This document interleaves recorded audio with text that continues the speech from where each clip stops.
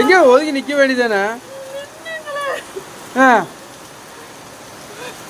ஆச்சல் வர்றதுக்கா?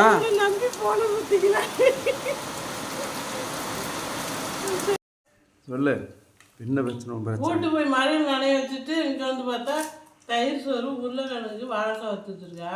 அப்புறம் இது வாழைக்காய் வந்துடாதா? அவன் ஒரு பக்கம் பழி வாங்குறான், நீ ஒரு பக்கம் தயிர் சோறு கொடுக்குற. பரவாயில்ல, கூட சாப்பிடு. இன்னும் கொஞ்ச நேரம் அந்த ஹோட்டல்லே உட்காந்துருந்தேன்னா 12 மணிக்கு சோறு வாங்கிட்டு வந்துடலான்னு நினச்சேன். அடப்பாமே, காலை சோறு இதை கொடுக்குறியே, மத்தியானம் சோறு தீர்ந்து போச்சு, மறுபடியும் சோறாக்கணுமா? ஆமாம், அங்கே என்ன வாருவ? கொஞ்சம் லேட்டாக வந்து சோறாக்குற வேலை வச்சுருந்தேன்னு எனக்கு. ஒரு அடி மத்தியானம் தின்றுருக்கலாம்.